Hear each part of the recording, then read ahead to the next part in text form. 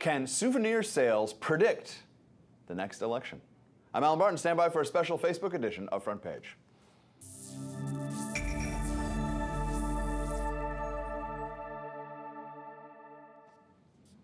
Joining me in PJTV studios, Terry Jones, Associate Editor of Investors Business Daily, and Yaron Brook, President of the Ayn Rand Center for Individual Rights. All right, gentlemen, in the nation's capital, sales of Obama-themed T-shirts and bobblehead dolls have been plummeting at the souvenir stands. Quote, sometimes they hate Obama now, says one store manager. That's why they buy the Bush-themed Miss Me T-shirts. Wow. There it is. This is the great predictor. We're talking about the real serious stuff here. Terry, President Obama's, of course, in 2008 was this, it became almost a mythic figure. I mean, with the pictures and the thing. I mean, it was an event. Now we have 4 years of administration. What's he going to have to do to get that kind of momentum back? Yeah, it's like the before and after picture of the model who eats herself into a size 15. I mean, we're at the size 15 stage of Obama's presidency here. You know, this is. I don't think he's going to be able to recapture his mojo. He's lost the independents, and he desperately needs them to be reelected. And now there are signs that his Democratic support is weakening. Our own IBD tip poll shows a very, very pronounced decline in Democratic support since about April or May. And so this is a real problem for him, and in order to shore that up, he's going to have to show some results, and he hasn't so far.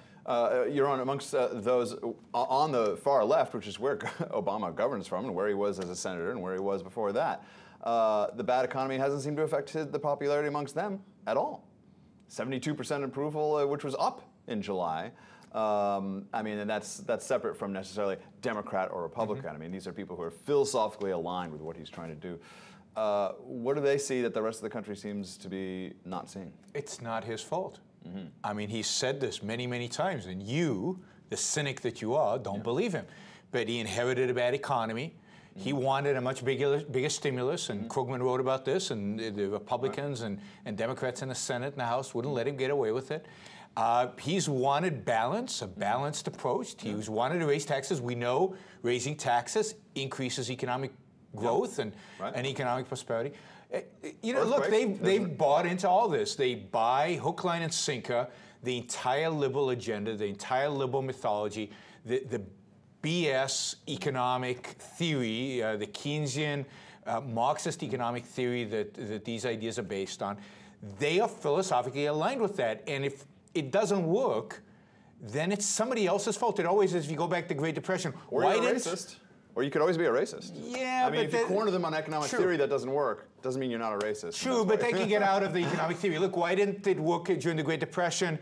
Because they didn't do enough of it, as Krugman's right. Why isn't it working for Japan for the last 30 years? Well, because they didn't do it quite the way we specified, you know, theoretically. It's really like religion to them. Facts don't matter. They just, you know, it's in the scriptures, and they just march along according to the dictates of liberal theology. All right, gentlemen, thank you very much. Viewers, Front Page has all the analysis you need of events in the news every Friday and Saturday. If you like this program, let us know with the button below. Help your friends get the right media in their social media. Tell them about Front Page and PJTV. For Terry and Yaron, I'm Alan Barton. Thanks for watching.